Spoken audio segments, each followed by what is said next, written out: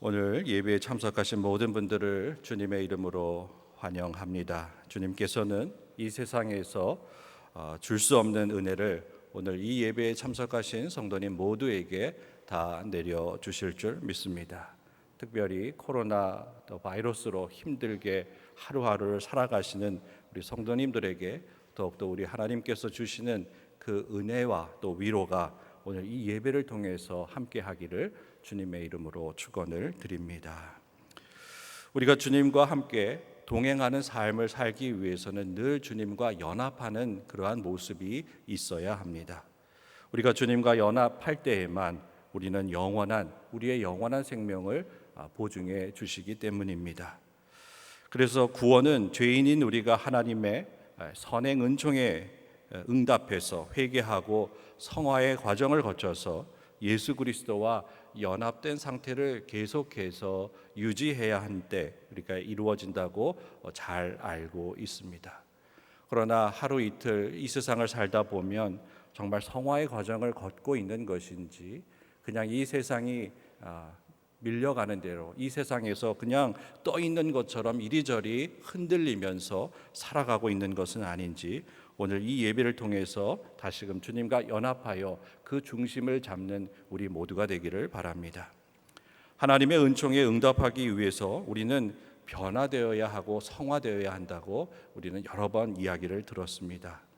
마태복음 10장 24절 이하에 보면은 제자가 그 선생보다 또는 종이 그 상전보다 높지 못하나니 제자가 그 선생 같고 종이 그 상전 같으면 족하다 이렇게 말씀하고 있습니다. 그래서 우리가 늘 변화해야 하고 성화되어야 한다고 하는데 그러면 어디까지 우리가 변화되고 성화되어야 할까? 오늘 이 주신 마태복음 10장 24절 말씀까지 우리는 성화되고 변화되어야 합니다. 우리의 변화가 어디까지 되어 있는지 우리 스스로 깨닫지 못할 때 우리는 방황하게 됩니다. 그렇지만 우리가 종이 상전보다 높지 못하고 제자가 선생보다 낮지 못하다고 할 때에 우리는 예수 그리스도에 이르는 만큼 그 분량만큼 우리가 성장하고 변화되어야 한다는 사실을 오늘 우리는 꼭 기억해야 하겠습니다. 그런데 이 변화의 과정이 결코 쉽지 않다는 것을 우리가 너무 잘 알고 있기 때문에 미리부터 포기하는 그러한 일이 없도록 우리는 늘 끝까지 우리의 변화를 위해서 애를 써야 합니다. 한편 이 변화를 이루는 것이 어렵고 힘든 것이라는 것을 잘 알고 있지만 그럼에도 불구하고 우리가 도전하는 이유는 우리 힘으로 온전히 그것을 이루어내는 것이 아니기 때문입니다. 성령 하나님께서 우리를 도와주시고 우리가 잘하지 못할 때 탄식하며 기도하시며 응원하시면서 우리를 이끌어 가시기 때문입니다. 제가 지난 설교에서도 말씀드렸듯이 웨슬리 목사님의 그 영적 성장 7가지 가운데 두 번째 과정인 칭의의 단계가 있기 때문에 우리가 그렇게 심각하게 걱정하거나 고민하지 않아도 된다고 말씀드렸습니다. 왜냐하면 하나님께서 죄인된 우리를 의롭게 여겨주셨기 때문에 우리는 그 음성을 따라서 한 걸음 한 걸음 주님과 동행하는 삶을 살아가면 되기 때문입니다. 마태복음 10장 30절 이하에 보면 이렇게 말씀하고 있습니다. 너희에게는 머리털까지 다 세신 바 되었으니 두려워하지 말라. 너희는 많은 참새보다 귀하니라. 누구든지 사람 앞에서 나를 시인하면 나도 하늘에 계신 내 아버지 앞에서 그를 시인할 것이요 누구든지 사람 앞에서 나를 부인하면 나도 하늘에 계신 내 아버지 앞에서 그를 부인하리라 이렇게 말씀하고 있습니다. 이것은 하나님의 선행 은총에 응답하여 의롭다 여김을 받는 칭의의 단계로 나가기 위해서 꼭 필요한 그러한 과정입니다. 그것이 무엇이냐 하면 사람들 앞에서 내가 예수 그리스도를 받아들였다고 시인하는 것입니다. 그것이 있느냐 없느냐에 따라서 우리의 삶은 하늘과 땅의 차이만큼 크게 달라지게 됩니다. 우리가 예수 그리스도를 받아들였다고 시인할 때만 하나님과 인격적인 관계를 맺을 수가 있습니다. 이 관계는 아주 친밀하고 세밀한 관계입니다. 그래서 성경은 나의 머리털까지 세신 바 되었다 이렇게 말씀하고 있습니다. 우리가 지금 이 세상을 살아가면서 자기 머리털이 몇 개인지 스스로 세본 사람은 아마 아무도 없을 것입니다. 그만큼 하나님께서 나보다 더 나를 잘 알고 계신다는 그 사실을 오늘 이 말씀을 통해서 먼저 우리는 깨달아야 합니다. 그래서 우리는 주님 앞에서 주님이 나의 주님이시고 선생님이시고 또 나의 구원자 되심을 우리가 시인하고 그와 함께 연합하는 그러한 삶이 우리에게 필요하다고 하겠습니다. 그런데 성경은 그 반대로 예수 그리스도를 사람들 앞에서 부인하면 참새와 비슷한 존재가 될 수밖에 없다고 말씀하고 있습니다. 그러므로 예수 그리스도를 시인하거나 부인하는 것은 오늘 이 예배에 참석하신 성도님 각자의 선택에 달려 있습니다. 오늘 우리는 사람들 앞에서 내가 진심으로 예수 그리스도를 구주로 받아들였음을 시인할 수 있는지 없는지를 한번 곰곰이 생각해 보시기 바랍니다. 마태복음 10장에서 예수 그리스도를 시인하거나 부인하는 선택이 결정되는 순간에 일어나는 결과는 우리가 상상하는 것 이상의 일들이 일어나게 될 것이라고 예고해 주고 있습니다. 예수님을 시인하고 받아들이면 천국 시민이 될 수 있지만 그를 부인하고 거절하면 하나님도 그 사람을 받아들이지 않고 거절하겠다고 분명하게 말씀하고 계십니다. 그래서 하나님과의 관계 속에서 그리고 이웃과의 관계 속에서 예수 그리스도를 받아들였을 경우와 거절했을 경우에 어떤 일들이 일어날지 성경은 다음과 같이 말하고 있습니다. 내가 세상에 화평을 주러 온 줄로 생각하지 말라. 화평이 아니요 검을 주러 왔노라. 사람의 원수가 자기 집안 식구리라. 이제 세상은 새롭게 재편되었습니다. 예수 그리스도를 받아들이고 시인하는 사람들과 그를 거절하고 받아들이지 않는 사람들로 구분되어졌습니다. 그래서 이 문제로 예수 그리스도를 받아들이는 그 의견이 일치를 이루는 사람들은 화평을 이루게 되겠지만 그렇지 못한 사람들은 원수가 될 것이라고 말씀하고 있습니다. 가족 모두가 예수 그리스도를 받아들이지 못한 가정은 그야말로 지옥을 맛보게 될 것이다 성경은 말하고 있습니다. 그리고 이 상황에 대해서도 주님은 한치의 양보도 없이 단호하게 말씀하고 계십니다. 아버지나 어머니를 나보다 더 사랑하는 자는 내게 합당하지 아니하고 아들이나 딸을 나보다 더 사랑하는 자도 내게 합당하지 아니하며 또 자기 십자가를 지고 나를 따르지 않는 자도 내게 합당하지 아니하리라. 자기 목숨을 얻는 자는 잃을 것이요 나를 위하여 자기 목숨을 잃는 자는 얻게 될 것이다 말씀하고 있습니다. 이 말씀 앞에서 사람들은 머리를 쓰기 시작합니다. 그러면 어떤 것이 가장 좋을까? 가장 좋은 것을 택하지 못하면 차선책은 무엇일까 생각하게 됩니다. 가족이 다 함께 예수 그리스도를 시인하고 구주로 받아들이는 것이 가장 좋은 방법입니다. 그러나 그렇게 되지 못할 경우에 가족 간의 화평만을 이루기 위해서 모두가 예수 그리스도를 부인하는 방법을 택할지도 모르겠습니다.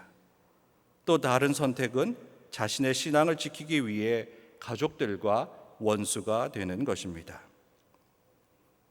그러므로 여기서 가족과 원수가 되는 상황에 있는 사람들이 가장 힘들다고 하겠습니다.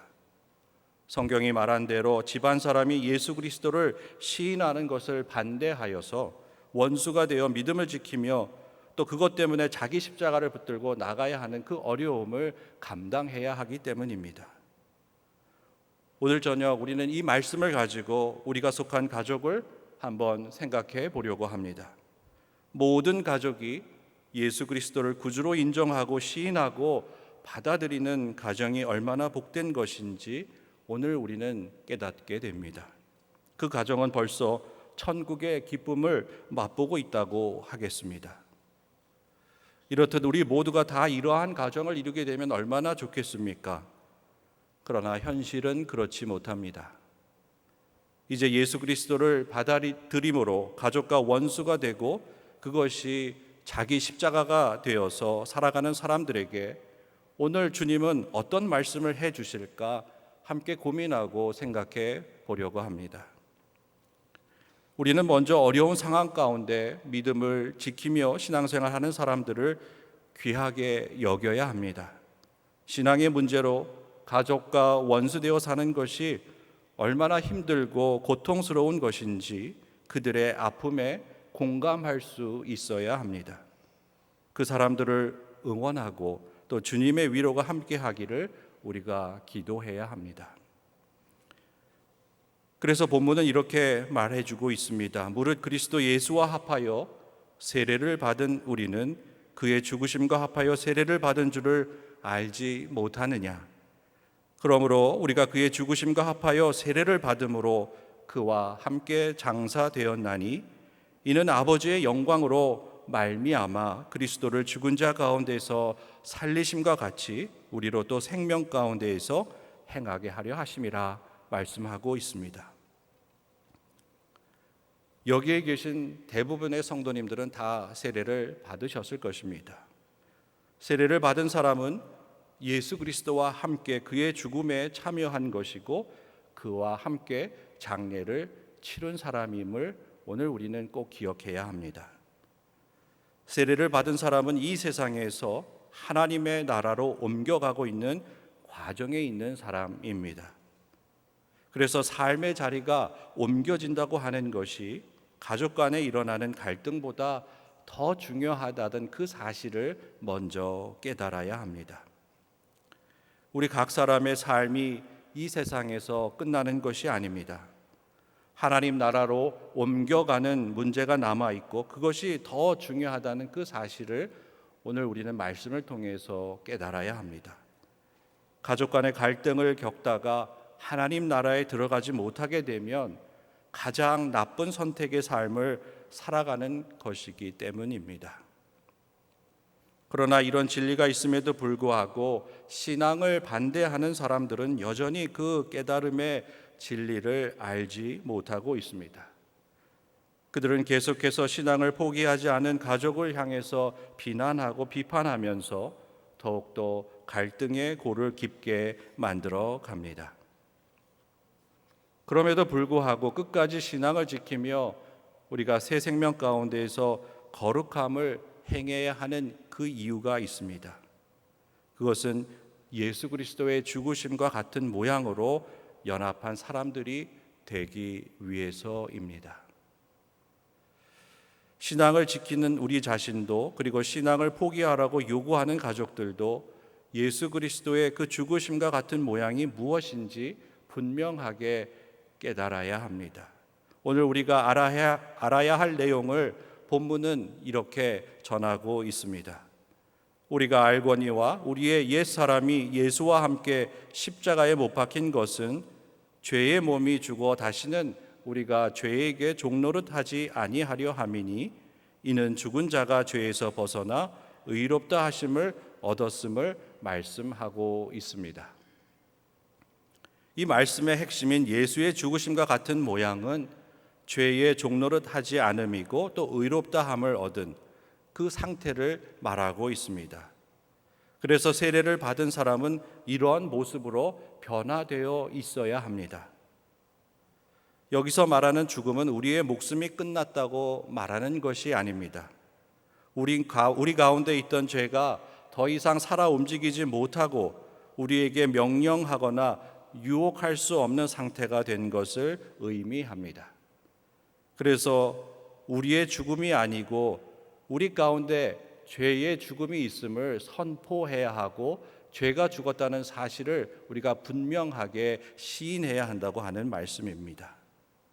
우리가 세례를 받고도 아직까지 우리 안에 죄가 살아 움직이며 우리로 하여금 계속해서 죄 아래에서 종의 역할을 하게 하고 그 죄의 종노릇하며 살아가고 있다면 우리는 아직 그리스도의 죽음과 같은 모양으로 완전하게 연합되지 못한 상태에 있다고 하는 그 사실을 오늘 기억해야 합니다.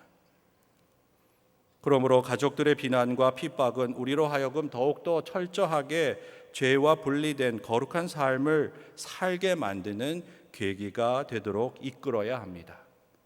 죄가 더 이상 우리 안에서 활동할 수 없도록 완전히 힘을 뺄 그 상태까지 이르도록 우리는 훈련하고 기도하고 인내해야 하는 것입니다. 그래서 그런 비난과 어려움이 있을 때마다 가족을 향해 대항하기보다는 우리 안에서 활동하고 있는 죄가 없는지 더 철저하게 살펴보는 시간이 되어야 합니다. 만일 우리가 그리스도와 함께 죽었으면 또한 그와 함께 살 줄을 믿노니 이는 그리스도께서 죽은 자 가운데서 살아나셨음에 다시 죽지 아니하시고 사망이 다시 그를 주장하지 못할 줄을 알미라, 이렇게 말씀하고 있습니다. 사랑하는 성도 여러분, 죄의 결과는 죽음이지만 세례를 통해 그리스도의 죽음에 연합하면 부활이고 생명입니다. 그래서 마태복음 10장 28절 이하에 이렇게 나와 있습니다. 몸을 죽여도 영혼은 능히 죽이지 못하는 자들을 두려워하지 말고 오직 몸과 영혼을 능히 지옥에 멸할 수 있는 이를 두려워하라고 말하고 있습니다. 우리는 죄가 두려워 우리를 힘들게 하는 것이라고 생각하고 있습니다. 죄 때문에 우리가 망가지고 있다고 생각하고 죄가 우리를 못되게 만든다고 생각을 합니다. 그러나 우리가 세례를 받은 사람이라면 죄를 제어할 수 있고 죄를 없앨 수 있는 능력이 있음을 우리는 알아야 합니다. 우리가 주목해 보아야 할 것은 신앙 때문에 발생하는 가족 간의 갈등이기보다는 우리가 더 중요하게 생각해야 하는 것은 나의 죽음이 죄 때문에 부활의 자리로 나가지 못하게 막고 있는 그 사실을 깨닫는 것입니다. 죄가 부활의 자리로 나가는 것을 막고 있기 때문에 우리는 더욱더 열심히 기도하고 하나님의 음성을 듣고 하나님과 연합하여서 그 죄를 뚫고 나아가 구원의 자리에 나가야 하는 것이 오늘 우리 주님께서 우리에게 원하시는 것입니다. 그러나 우리는 늘 죄의 속삭임 또 죄의 유혹에 빠져서 가족 간의 갈등을 우리가 더 증폭시키고 그것 때문에 우리 스스로 하나님과 거리가 멀어지는 그러한 악순환을 우리가 경험하게 되는 것입니다. 오늘 주님은 예수의 부활과 같은 모양으로 연합한 사람이 되라고 우리에게 말씀하고 있습니다. 특별히 본문은 죽음과 부활이라고 말하지 아니하고 죽으심과 같은 모양 그리고 부활과 같은 모양이라고 모양에 대한 이야기를 우리에게 말해주고 있습니다. 그렇게 표현하는 이유는 하나님의 뜻이 그 안에 담겨져 있기 때문입니다. 성경은 분명히 옛 사람의 모양은 다 버리고 새 사람의 모양으로 변화되어야 한다고 강조하고 있기 때문입니다. 우리는 그 변화에 대한 이야기를 예수 그리스도의 그 변화산 사건을 기억해 보면서 어떻게 변화되어야 하는지를 우리는 깨달아야 합니다. 예수 그리스도가 그들 앞에서 변형되사 그 얼굴이 해같이 빛나며 옷이 빛과 같이 희어졌다고 말씀하셨습니다. 그리고 이어서 예수께서 함께 산에 올랐던 제자들에게 내려오시면서 절대로 너희가 본 이것을 인자가 다시 살아나기 전까지 아무에게도 이야기하지 말라고 당부하셨습니다. 사랑하는 성도 여러분, 주님께서 오늘 이렇게 당부하신 이유가 무엇입니까? 주님께서는 구원과 영원한 생명과 부활의 때가 이르기까지 우리가 변화되어야 함을 강조하시기 위함입니다. 우리가 변화되어야 한다, 성화되어야 한다고 말은 하고 있지만 정작 우리는 그것을 위해서 무엇을 했는지 우리 스스로 깊이 생각해 보아야 하겠습니다. 주님께서 변화를 요구하시고 그 변화된 삶을 살라고 말씀하시지만 우리는 왜 남들은 변하지 않냐고 요구하면서 정작 스스로는 하나도 변하지 않는 그 모습을 보여주면서 부끄럽다고 하는 생각조차 하지 못하고 있는 것이 오늘 현실이 아닌가 생각해 봅니다.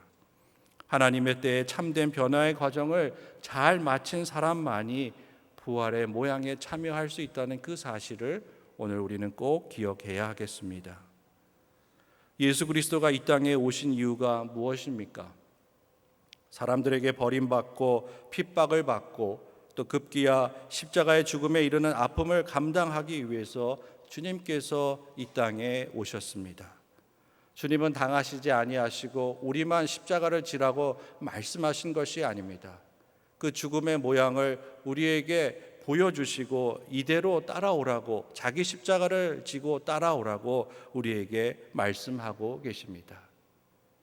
주님이 이 땅에 오신 이유가 허허실실 좋은 게 좋은 것이고 편한 게 편하고 아무 고통 없이 복받고 장수하면서 삶을 오래 잘 살게 도와주시기 위해서 이 땅에 오신 것이 아닙니다. 주님께서는 스스로 아픔과 고난을 견디시고 그것을 통해 죽음의 모양에서 부활의 모양으로 어떻게 변화되는지를 스스로 보여주시기 위해서 이 세상에 오신 것입니다.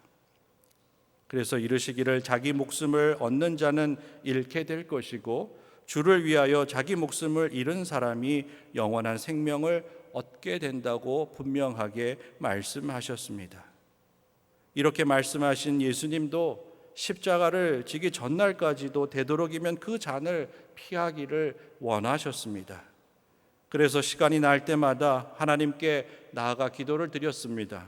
영적으로, 심리적으로 또 육체적으로 극심한 갈등과 번민 속에서 기도로 하나님이 원하시는 그 죽음의 모양으로 변화되어 가셨습니다. 우리에게 확실한 그 변화된 그 모습을 보여주시고 이대로 따라오라고 알려주시기 위해서였기 때문입니다. 사랑하는 성도 여러분, 오늘 우리는 죄의 값으로 당연히 치루어야 할 죽음으로 나가는 사람들이 아닙니다. 자기 십자가를 지고 예수 그리스도가 보여주셨던 부활의 모양으로 나가는 소망이 있는 죽음을 향해 나아가는 사람들입니다. 그래서 이것은 같은 죽음이 아님을 분명하게 알아야 합니다. 죄의 값으로 심판을 받아 죽음을 맞이하는 사람들에게는 소망이 없지만 자기 십자가를 지고 고난 가운데 그리스도의 죽음의 모양과 연합할 때에는 부활을 통해 영원한 생명을 얻게 될 수 있다는 그 사실을 꼭 기억하시는 성도님들이 다 되시기 바랍니다. 그가 죽으심은 죄에 대하여 단번에 죽으심이요 또 그가 살아계심은 하나님께 대하여 살아계심이니 이와 같이 너희도 너희 자신을 죄에 대하여는 죽은 자요 그리스도 예수 안에서 하나님께 대하여는 살아있는 자로 여길지어다 말씀하고 있습니다. 오늘 우리는 하루하루 죽음을 향해 나아가고 있지만 그 죽음은 끝나는 죽음이 아니라 부활의 모양으로 나아가는 그 죽음이 되기 위해서 예수 그리스도와 연합해야 한다는 그 사실을 꼭 기억해야 하겠습니다. 사랑하는 성도 여러분, 오늘 우리는 예수 그리스도의 부활과 같은 모양으로 연합한 사람들이기 때문에 죄가 우리 가운데에서 살아 움직이지 못하도록 그 죄를 제거하는 일에 앞장서야 하겠습니다. 그 죄를 이기시고 부활의 첫 열매가 되신 예수 그리스도와 같이 우리는 부활의 두 번째 열매가 될 준비를 하면서 하루하루를 살아가야 합니다. 그래서 우리는 그리스도의 부활과 같은 모양을 늘 지니고 있어야 합니다. 그 부활의 그 모양은 바로 십자가입니다. 십자가를 통해 죽음을 이기고 부활의 자리로 나가야 합니다. 특별히 주님은 자기 십자가를 지고 따르라고 말씀하고 계십니다. 우리가 가족 간의 갈등과 여러 가지 많은 문제들이 우리에게 산적해 있을 때마다 그것은 우리를 벌 주시기 위한 것이 아니라 죽음의 그 모양으로 우리가 변화되어서 부활의 모양으로 나아가기 위한 하나님의 특별한 섭리이고 또 훈련의 과정임을 깨닫는 저와 여러분이 되기를 간절히 소망합니다. 오늘 이 예배를 통해서 성화의 과정을 잘 밟아가시면서 죄에 대해서는 죽은 사람들이 되지만 그리스도 예수 안에서 하나님과 영원한 삶을 사시고 또 하나님의 축복을 받으시는 성도님들이 다 되시기 바랍니다. 십자가를 통해 죄가 우리 안에서 활동하지 못하게 하고 또 십자가를 통해서 오직 영원히 생명 되시는 예수 그리스도 안에 거하시는 우리 성도님들이 다 되시기를 주님의 이름으로 축원을 드립니다. 기도하겠습니다. 은혜의 주님 감사합니다.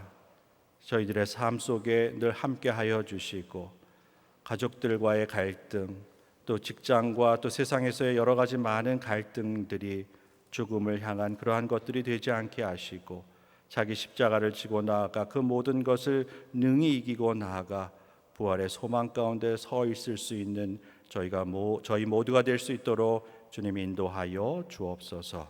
모든 것 주님께 맡기오며 이 모든 말씀 우리 주 예수님의 이름으로 기도하옵나이다. 아멘.